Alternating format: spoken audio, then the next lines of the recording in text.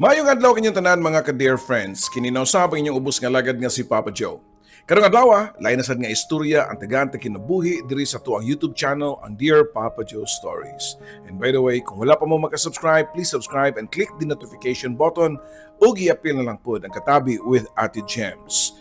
Kini nga to ang mga suwat magahatag kini ninyo og inspirasyon ug makapahinumdum sad sa uban kundi sad sila gikan para mapadayon lang gyapon nila ang katakos sa pakibatok sa mga pagsuway ning kalibutan. And of course, sa mga nakasubscribe na diha, daghang salamat.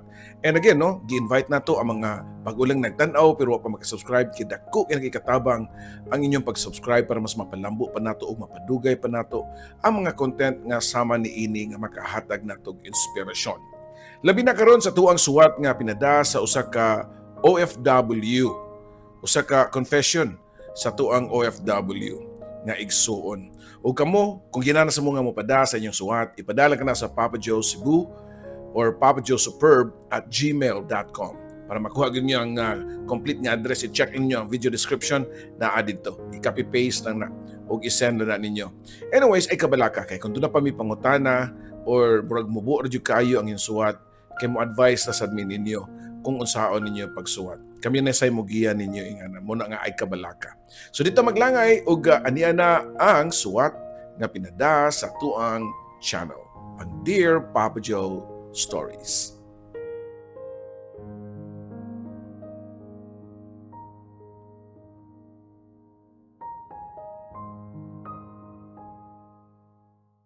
Oh dear Papa Joe, tagapayo ng puso.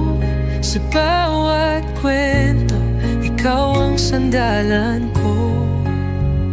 Sa pag-ibig, sa sakit, sa pangarap at saya, ikaw ang tinig ng bawat nag-iisa. Dear Papa Joe, may adlaw nimo og hinaut pa nga maayo ra ang imong panglawas uban sa imong pamilya. Siguro nakahinumdum pa mo sa sender nga si Catalea. Ako day ni. Ug pasensya na nga wa dayon ko makapadala sa last part sa kuwang istorya tungod kay na busy lang ko. Kaya nakapauli man ko diya sa Pilipinas pero karon diyan ako nakabalik na sa laing nasod sa Oman. Sa di pa ko mapadayon, gusto lang ako tubagon ang nasa mga comment section sa previous na kong story about sa update sa kong papa. My father is still alive ug nag-usab na pud siya karon. Buutan na ang akong papa og dugay na pud mi nga nagpinasayloay. Ako na lang po nga suliton ang opportunity nga magpasalamat sa inyong tanan labi na sa mga ni-comment. Gibasa na ko ang tanan ninyong mga comments ug daghang salamat nga nasabtan ra ninyo ang ako kinabuhi nga komplikado. Manghinaot na pud ko nga niining ako ang isugid karon dili unta ko ninyo i-bash. Isumpay na lang nako kining akong isaysay karon. Niadtong niuli ko sa bukid nga nag-inilugay mi sa akong ugangan nga lalaki sa akong anak. Mas kusgan man gud siya kaysa kanako. Mao nga siya gyud ang nakakuha sa akong anak dayon sakay niya sa motor kauban ang akong anak.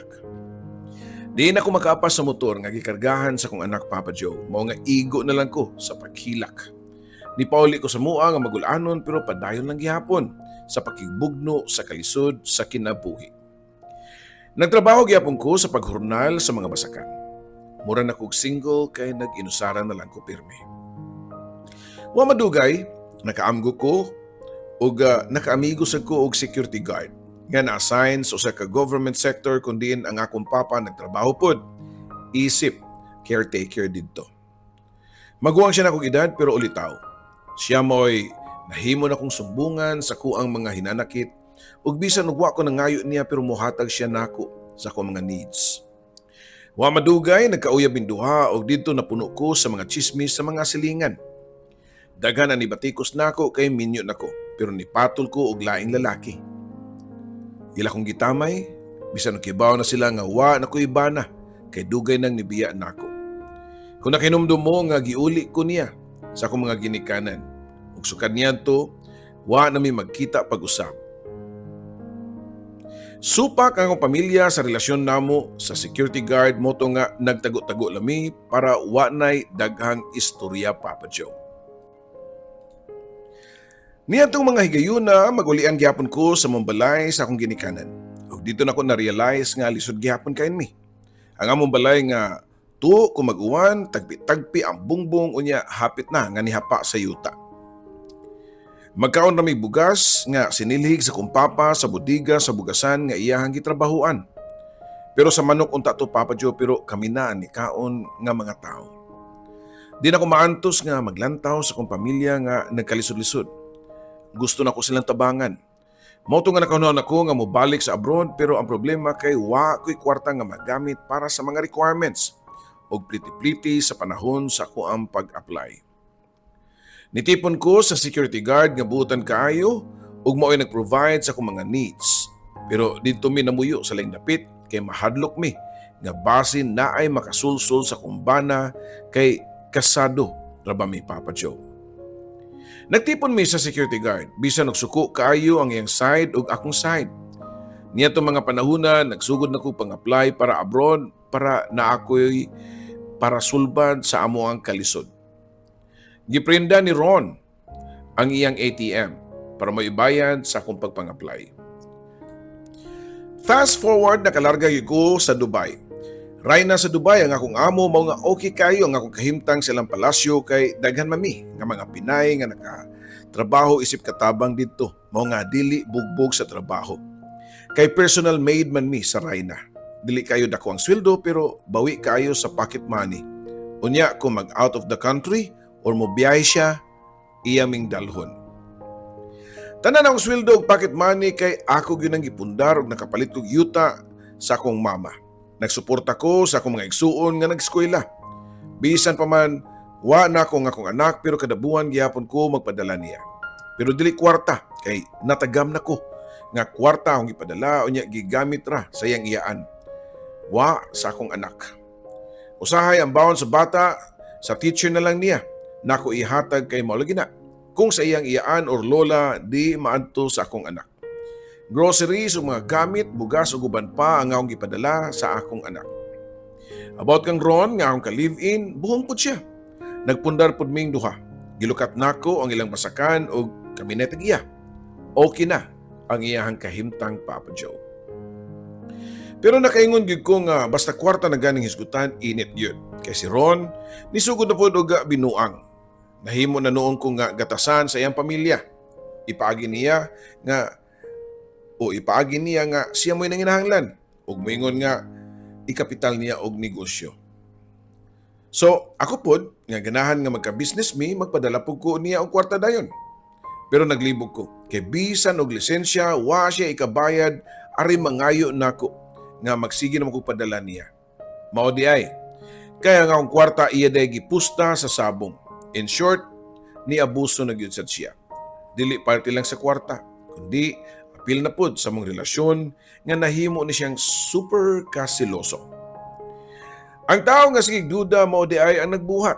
Nahibaw-an nako diyan di bakasyon ko Pilipinas, unya diyan nakasulti nako nga naa di ay babae si Ron Papa Joe.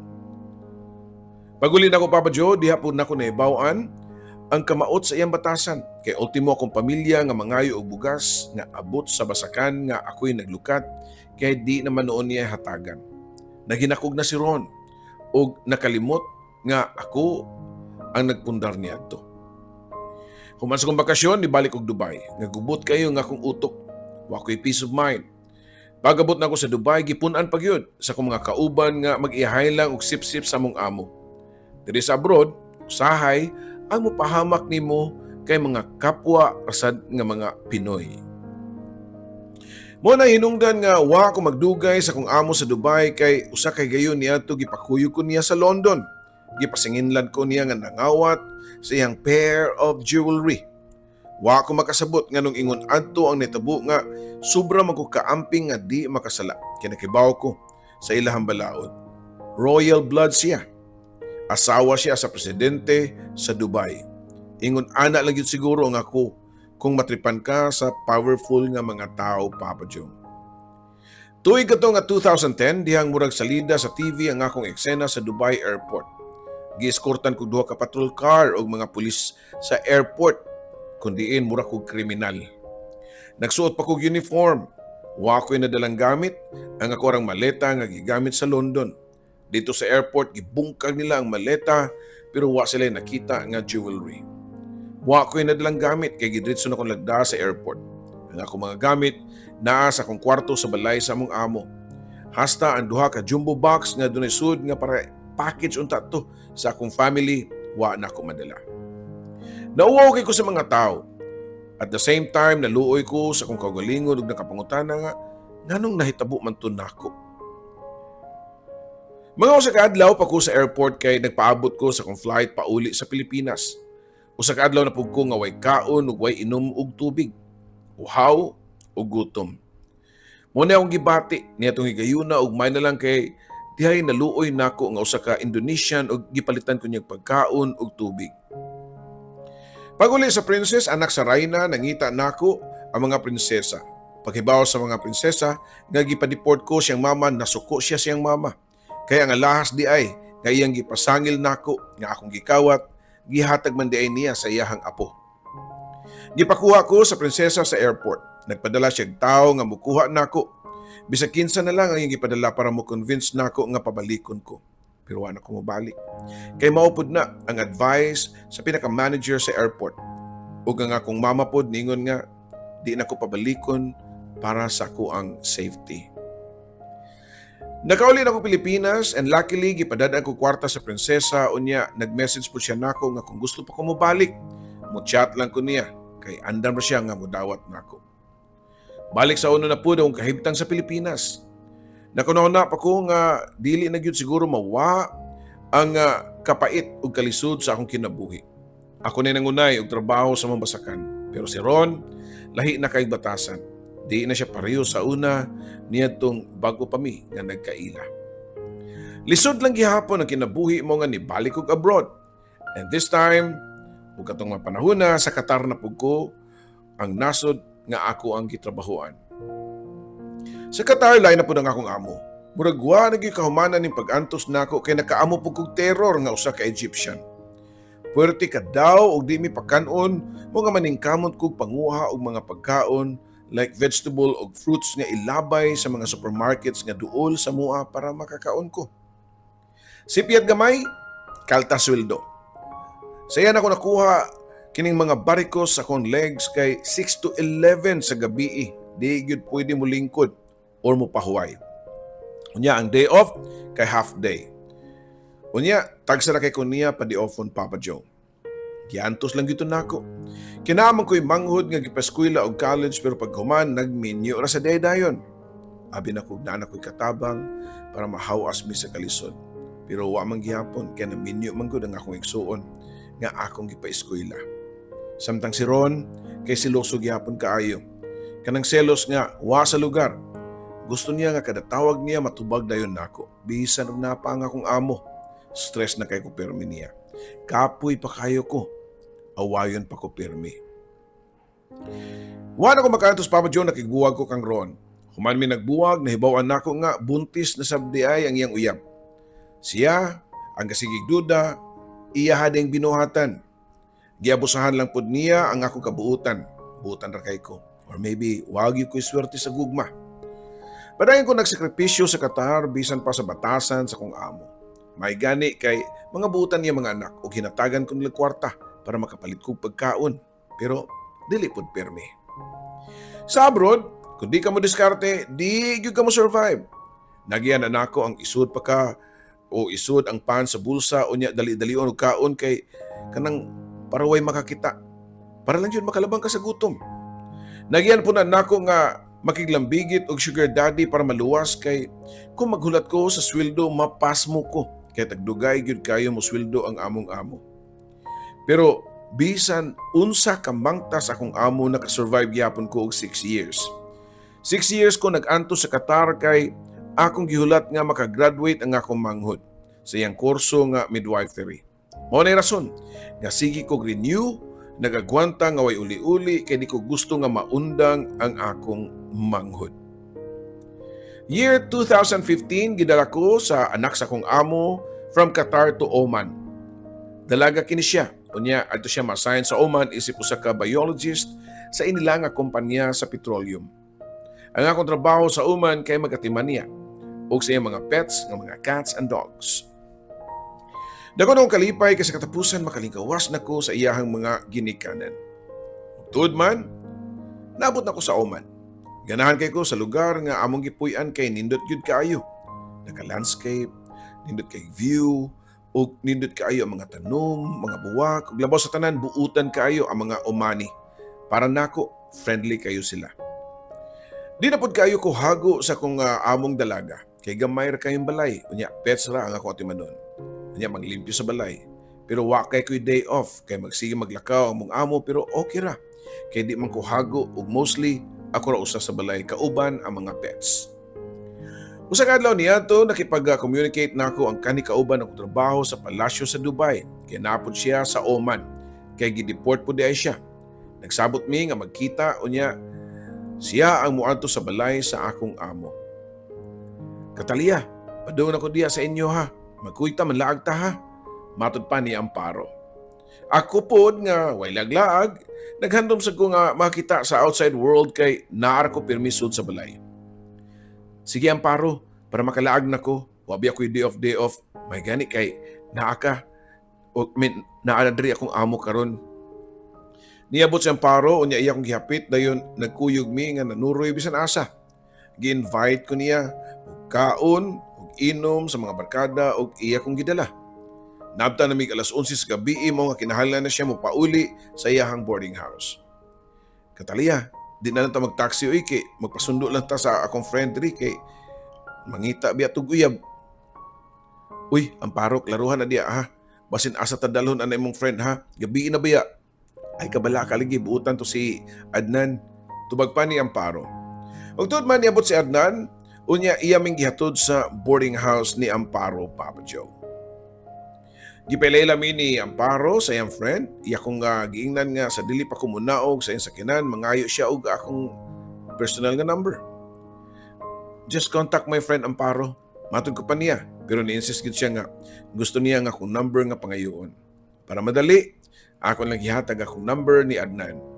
Pagkaugma, akong gitsatan si Amparo. Kaprisko ti mong friend. Katong kagabi ba? Kagabi ba kita nagkita? Nanguyab na dayon. Tinood yun nga nanguyab dayon si Adnan pero wa ko nakagusto niya. Matod pa ni Amparo nga, kadaghan na nako nagipilailag babae pero wa siya nauyunan. Buot pasabot ana, nakagusto gyud siya nimo Katalia. Ingna nga friend, ingna na nga imong friend nga di nako available ha para muundang na siya nako. Di ko ganahan niya Matod ko pa kang Amparo, Papa Joe. Kasi tinuod lang wa gyud spark nga nabati nako niya tong higayuna kay kausa pa mami nagkita. Pero nausban sa ikaduha. Ikaduha nga gayon among pagkita ni Adnan niya tong gisundo mi niya kami ni Amparo. Naon sa banga ni kalit raman og kausab akong pagtan-aw niya. Ganahan na kay ko niya nga di na ko gusto mo biya. Mura kong nalumay ni Adnan. Mao nga pagpanguyab niya usab diri kanako ako siyang gisugot. Kay nibati naman po ko og love niya. Kada day off nako mag-uban ming duha pero manuroy mi bisag unsan lang ug manudsan mi og hotel. Wa ako makasabot sa akong kagalingon nga grabe ang akong gugma nga niya. First time ko nibati og grabe nga gugma. Nakaingon ko sa akong kagalingon nga uso pa ba dihay ni nga nailumay-lumay? Mura man ang hinuunog na lumay ko ni Adnan. Sukad nga nakauyab mi ni Adnan, wa na nagpakita nako si Amparo. Kay mura man siya og nagselos nako nga si Adnan na nako. Nahibawan na lang nako nga niuli na di ay siya og Pilipinas. Nagpadayon mi si Adnan hantod nga siya nay hinungdan nganong di na kumurinyo og contract sa akong amo. Nananghid na ko nga inighuman nananghid na ko nga inigmahuman na iyang contract sa company niya, di na ko muuban niya balik sa Qatar. Kay magpabili na ko sa Oman. Dili po dali ang akong pagbiya sa akong amo kay nangayo siya og release money sa akong pagbalhin. Ang release money mura nag-ibaligya og laing amo katumba sa ilang gigasto nako sa dihang ila kong gi-hire gikan sa Pilipinas. May na lang kay naay employer nga nibayad nako sa akong release money. Kini akong present nga amo karon nga 1,400 Omani Rial nga nasa mga 221,000 pesos kung sa Pilipinas nga kwarta. Lipay kay ko Papa Joe. Gipalit gyud ko sa kong amo karon kay para di mi makalagyo ni Adnan. Grabe gyud kaayo ang akong gugma niya. Nga nahimo na akong tanan paagi. nga di gyud ko malayo niya. Year 2016 di ang gipalit ko sa akong amo sa Oman. Lipay kay ko kay every week na gyud ko maka-day off. Ug anytime mahuman kog trabaho pwede na ko nga mulaan kung gusto ko. Free kay ko sa akong bagong amo. Dili ko pressured. Ug kabalo pod siya nga nakoy uyab nga umani. Sa panahon o sa among panag-uban pirmi ni Adnan, nag-arkila siya og flat para naami kapuy-an kada day off nako. Or anytime mo adto ko niya naami katulgan, in short, nag-ipon mi. Pero kanang day off time ug kanang human na kog work sa gabi. Mao sa ni nga time nga hinay-hinay na kong nailahan ang tinuod nga pagkatao ni Adnan. Babaero di ay kaayo siya. Ug usa po ni siya ka albularyo nga nag-practice og black magic. Naay panahon nga mag-uban mi bisan og kinsa rang babae ang manawag niya nga mo'y hinungdan sa among away. Usahay muli siya, lain na kayo iyang baho. Naay lipstick siyang lips ug hasta iyang gisuot nga t-shirt nagka-lipstick pod. Naay panahon nga iya kong masagpaan kay ako siyang giaway kay nakita ko buhok sa babae nga nipilit sa iyang lawas. Grabe ang among away nga nipauli ko sa balay sa kong amo nga naay bunog. Ambot nga nung maghari gyud ang gugma. Bisan ingato to pirmi among sitwasyon, mga isip pasaylo, then pasayloan na pod nako. Pasayloan ako dayon kay di na ko kaya nga magkabuwag mi. Sa padayon nga pagpanlabay sa panahon, sa adlaw, way kausaban si Adnan. Pirmi na gani ko niya, o pirmi na ako siya masakpan nga dunay mga babae nga mag-send niya og mga hubo nga mga pictures. Sakit kayo pero kutob ako sa paghilak. Hangtod nga nabuntis ko sa among anak ni Adnan. Unya, base sa ultrasound, kaluha pa yun ang among anak. Dito siya ni Lilo sa iyang pagpamabay. Nagbinota na siya. Mo nga nalipay byud ko. Pero sa to say nga nakuhaan ragyug ko. Dako kayo akong nagasto kay gioperahan man ko. Kay wa nakagawas ang fetus. Naatol pa gyud to. Nga nami sa Thailand ni bakasyon kauban sa kong amo. Wa ko'y choice. Kay mahalon nga hospital ang giadmitan nako. Pagbalik na ko sa Oman, nakita na ko nga subo ang dagway ni Adnan, nga hubog kayo. Hubog-hubog na siya sa club, ug bisan kinsa na lang ang iyang kainom. Ang Oman, kay di kayo strikto, kay open country man ni siya. Unya, nasa mga club, nga mga imnanan, basta di lang yung ka maghimo o krimen, okay ra kay dire. Pirmi na ko makitaan si Adnan nga naay mga ritual, nga mga nilatin nga pangbasahon, na mga kandila nga itom, na isinulid ug uban pa nga mga weird kay nga mga tools nga iyang gipanggamit sa iyang pagpractice og black magic. Pero bisan pa ato nga tanang binuhatan ni Adnan, nagpabilin na ako nga ako siya nga love ug wa gyud ko batia sa una ug nga love nga wa na ko mabati sa unang mga lalaki nga akong narelasyon. Dili na ko kaya nga biyaan si Adnan. Usahay makaunaw na ako nga kung wa baka ko niya gamiti siyang black magic. Kaya nga nung sunod-sunuran makay ko niya, bisag kung siya iyang isulti rin ako, Papa Joe. Wa ba ko'y nailahan, bisag usa siyang family, kay iyang gitago ang among relasyon, kay bawal man daw sa ilaha. Bawal gani nga mag-post og pictures na mong duha sa Facebook, ug bisan na lang i-profile na ako among pictures sa WhatsApp, ug uban pa nga mga apps, masuko siya. Paglabay sa usa ka tuig, nga nakuhaan ko nabuntis na sa gugusab. And that time gipakataw na gyud nako ang usa ka batang lalaki. Guwapo kay kong anak. Kay naliwat kang Adnan, kay guwapo pud baya si Adnan. Puti ug yang naong hapit-hapit sa naong sa aktor nga nagdala sa papel nga Jesus. Gitago nako ako pagabuntis nga bugtong ang akong amura na kay bawo nga buntis ko. Bawal mo gud diri nga magbuntis ka nga dili kasal. Hadlok yun kayo ko.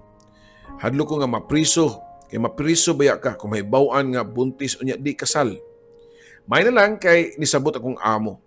Mga amo actually, Papa Joe. Kung pag-abot og 7 months akong tiyan, gipapauli ko nilang Pilipinas aron diha mga anak. Lalaki ang akong anak ug gipanganlan og Amor. Sukad sa akong pagbuntis hangtod sa pagpanganak kay wa gyud ko pasagdi ni Adnan. Usa man siya ka engineer nga nagtrabaho sa pipe industry. Pagpanganak nako nilarga gyud sa Pilipinas para pirmahan ang birth certificate ni Amor, and that was year 2019.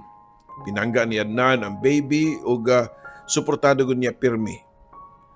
5 months ko nagstay sa Pilipinas ug dihang nga 2 months na si Amor nilarga ko balik sa Oman kay kinahanglan man akong tiwason ang akong kontrata sa akong amo. Sakit kayo sa akong buot nga mabiyaan nako akong anak. Pero di man ako gusto nga dili nako balikon ang akong amo. Lisod sad ba kay buutan kay sila nako. Moto nga niagwantan lang yug ko. Nagsuhol ko og manghod nako nga mao'y motiman sa akong anak nga si Amor. Tuig 2020 nakaschedule na unta ko nga mobakasyon sa Pilipinas pero wa madayon kay ting COVID naman to. Na COVID pug ko ug na-admit sa hospital. Nagtuo ko nga mamatay nako. Pwerte na kong ampo nga dili unta ko mamatay kay naa pa ko'y anak nga gamay nga nanginhanglan nako. Murag makabuang to nga time kay wa na mi magkita ni Adnan kay bawal naman mo gawas. Video call na kutob among communication. Kami si Adnan ug among anak sa Pilipinas. Human sa pila ka tuig nga pandemic, nakasurvive ra gyud gihapon kaluoy sa Ginoo. Gitugutan na nga makalarga, mao nga naka-decide mi si Adnan nga mupauli na lang ko sa Pilipinas para makatiman sa akong anak. Year 2022, sakto nga nahuman akong kontrata na nangit ko sa akong amo nga dili na mo renew. Grabing hilak sa akong amo kay dili unta sila gusto nga mohawa ako. Pero nakasabot rasad sila. Wa na mo kampoy mo bantay sa akong anak niadto. Kaya kung manghod nga tigbantay, nagminyo na pud, Papa Joe. Masulubon ko nga ni pauli sa Pilipinas tungod kay magkalagyo mi si Adnan. Pero nalipay pug ko kay matiman nako si Amor nga 2 years old pa niya itong higayuna.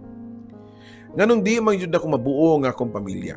Gustong tanako nga mag-uban ming tulo si Adnan o akong anak sa Oman. Pero di man yun pwede. Kay dili man ko makasal. Kay kasado man ko sa akong unang bana. Si Adnan pod kay bawal mapakasal o foreigner nga sama nako. Nakaingon yun ko nga kapait sa among sitwasyon. LDR mi si Adnan pero kay nabawi raman po namo kay mismo ang nangunay sa akong anak nga love kayo nako mao lagi ako na. Pero grabe akong gibati nga kamingaw sad kang Adnan. Love kay nako siya. Usa kay gayon niya to sobra akong gibating kalipay kay ni bisita si Adnan sa Pilipinas. Yes, happy kay ko. Pero nako'y lain na matikdan kang Adnan. Pero may siyang naika-chat, unya mabasahan na ako nga sweet kaayo ilang convo. Bisan tuod kung Arabic ni ang chat pero makasense na ko nga murag naa sila'y relasyon sa babae nga iyang ka-chat. Akong ipangutan na si Adnan. Babe, kinsa man na ang imong ka-chat? Lambing lagi kayo yung convo. Og nitubag po siya sa iyang language nga my sister. Unya, kung sister, bisan og gabi na kayo mo chat gihapon siya. Nga dugay kay mahuman. Beday na ang iyong mong igsuon ninyo nga babae nga bawal manggani mo. Bawal manggani na, gisiparit manggani mo sa inyo ang mga babae nga relatives pero the way mo chat, close kaayo. Nasuko si Adnan sa akong gisulti niya unya nahimon akong away namong duha. Nag-enjoy naman siya taman sa iyang bakasyon imbis among solito ng time together sa mong anak. Magsige naman inuon inom, gikan buntag hangtod gabi while nagsige pod og chat sa babae nga akong gituhuan nga iyang karelasyon. Nga iyang gibarugan, nga iyang sister. Niabot ang adlaw, nga time nga mubalik na sa Oman si Adnan. Wa na gyud mi nagbanding kay feeling nako wa na siya time nako. Pero mubanding siya sa amo ang anak. Sama sa kugus-kuguson niya o gidagandagan. Wa na lang ko nagpahalata sa akong kadismaya kay di na ko gusto nga mag-away ming duha. Nabot na si Adnan sa Oman. Sigog chat niya pero natingako kay usa kay gayon niya na lahi na ang iyang reply nako. Nangutan ako kung kinsa siya. Nangutan na po siya balik o kinsa ko.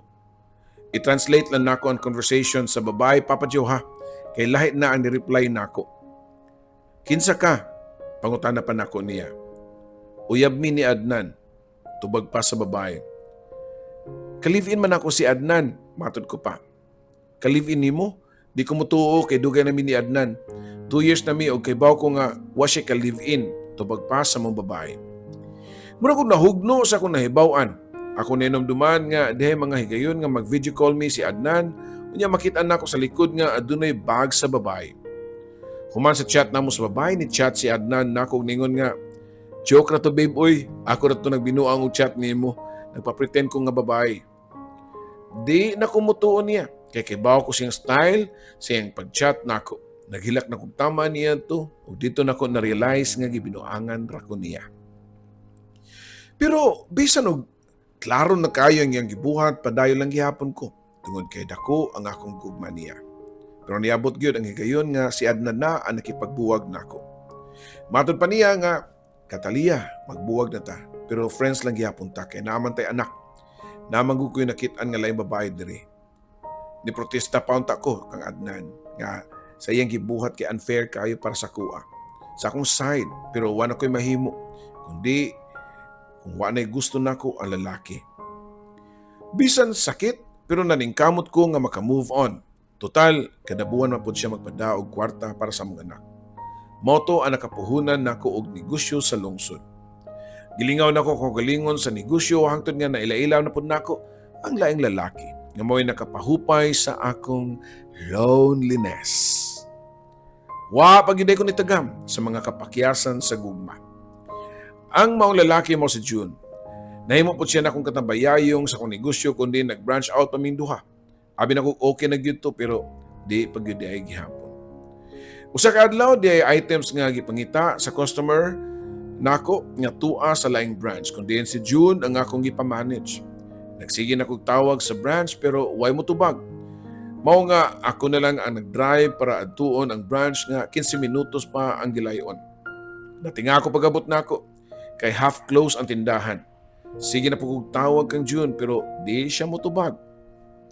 Gipangitan ako si June hangtod nga niabot siya, gikan siya lakaw. Niyari lagi ka. Matod pa niya nga murag nakuratan. Asam di ka dagikan, medyo sukupan akong pangutanan niya Papa Joe. Gi-invite ko kaon sa ko igagaw. Kaon, kasayo pa para maniud to. Matod ka pa kang June. Nasuko ko niya, pero wa ko nagdugay kay nagpaabot ang customer. Gipalabay ra to nako. Ang higayon pero pagkaugma samtang nagbiyahe mi akong nakitaan sud sa iyang bag ang usa ka pakiti nga shabu o parapanelya sa pagsuyop sa mga drugas. Nganong nama kay ngani? Siyak pa na akong pangutana kang June. Dali po siya nakabalibad nga, dili na ako Sure ka? Para kang kinsa man dayon Kumplito man lagi kayo Nakita ni June nga seryoso ko og wa ko nalipay siyang gibuhat. Sorry Katalia, muhundang nalagi ko. Ayaw lang ko biyae. Tungos ko kahadlok, akong gi-flash sa iniduro ang shabu niya, wa ko nakig-uban niya for 1 month. Gi-close na ko ang tindahan nga iyang gibantayan. Unya ako siyang gipapauli sa ilaha. Wa ko undangin ni June sa pagpangayog pasaylo mo nga ako po siyang gidawat. Nagtipon migbalik. Unya para mabantayan nako siya, nagkuyog na miso sa katindahan. Pero gisundan gyapon ko sa malas kay nikalit lang siya og kalugi ang tindahan Papa Joe. Napuno ko sa loan. Wow, tuo ang akong utang. Mao ga maay gani kay padayon og suporta si Adnan sa kuang anak. Nga maoy akong gamiton sa ubang gastuhan. Hangtod nga niabot ang time nga gi-offeran ko sa akong kaning amo sa Oman nga pabalik ko ng trabaho. September 2024 nakabalik ko sa Oman ug nakatrabaho ko ug nakasweldo ko ug halos tanang sweldo akong gipadala sa Pilipinas para ibayad sa mga utang para makapadayon sa negosyo nako nga tindahan. After 1 year ni bakasyon ko sa Pilipinas ug mao gyud ang akong naabtan nga nagsuyop si June. Nahibawan pud nako nga ang kwarta nga akong gipadala para bayad sa utang kay wa niya gibayad kay iyahang gisuyop o gisugal. Wa gyud ko swerte sa mga lalaki. Mura ko og nakuhag bato para ipukpok sa akong Akong gipalaya si June kay gawas nga adik sa droga, adik pod sa scatter. Sakto gyud ang gibuhat nga wa nako ibilin akong anak kang June kay gikuhaan man gyud nako siya giyaya si Amor nga akong anak. Na-trauma nako sa mga lalaki.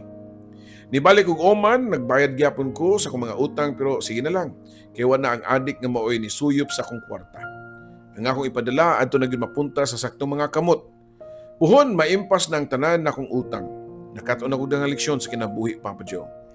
Nakita mi si Adnan kay siya may amahan sa akong anak. Gusto siya makibalik pero ambot nga nausab naman akong feelings niya. Wanay love. Iupas na siguro lumay day. Daghan ang nag-ingon ako nga balikan ako si Adnan pero naka-decide ko nga dili nako. Sa kadaghan nga niagi sa akong mga o sa karelasyon nga nangagi kanako, ang gusto ra man unta nako mao ang kompletong pamilya.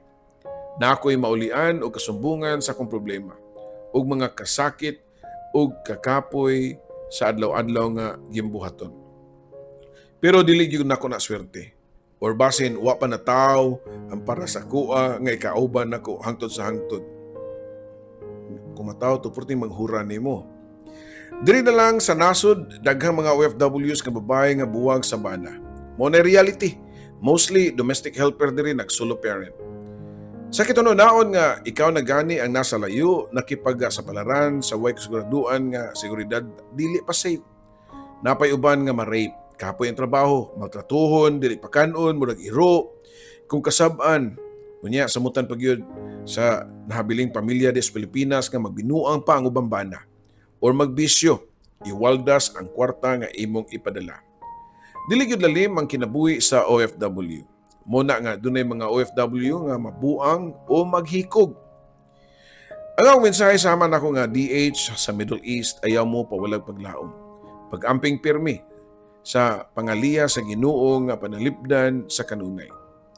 Daghang kay salamat Papa Joe sa pagbasa nimo kung mabot man ang adlaw nga makaplagan nako ang akong true love. Ako na pud himuan og laing sequel para mapadala sa imong programa. More power, Kataleya.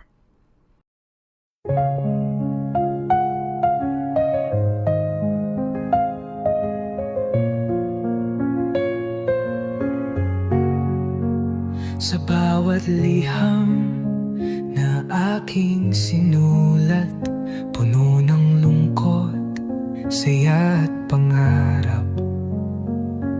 Sa radyo mong tahanan ng kwento, Papa Joe, ikaw ang aming kakampi sa mundo. May luhang pumapatak, may ngiting bumabalik sa tinig mong kay lambing. Kami iyong pinapahid. Oh dear Papa Joe, tagapayo ng puso. Sa bawat kwento, ikaw ang sandalan ko. Sa pag-ibig, sa sakit, sa pangarap at saya, ikaw ang tinig ng bawat nag-iisa. May iniwang sugat, may bagong simula sa mga liham. Hinahanap ang pag-asa sa bawat kwento mong pinakikinggan. May aral at saya na hindi malilimutan.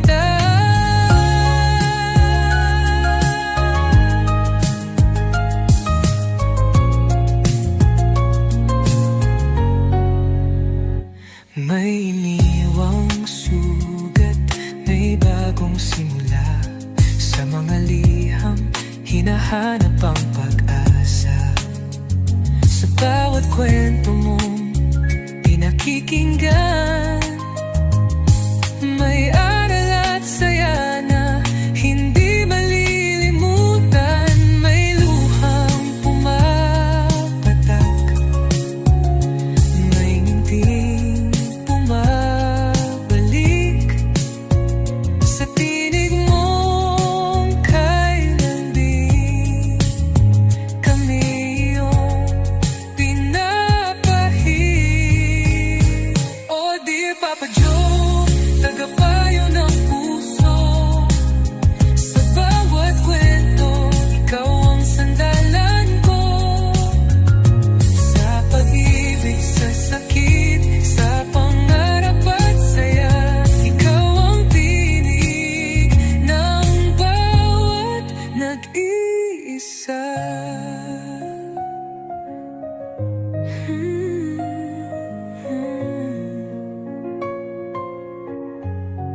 Sa alon ng radyo, tinig mong gabay, nagbibigay pag-asa sa bawat buhay. Kahit saan man kami dalhin ng mundo, ikaw ang kaibigang laging nandyan, Papa Joe. Papa Joe, aming kaibigan. Salamat sa kwento mong walang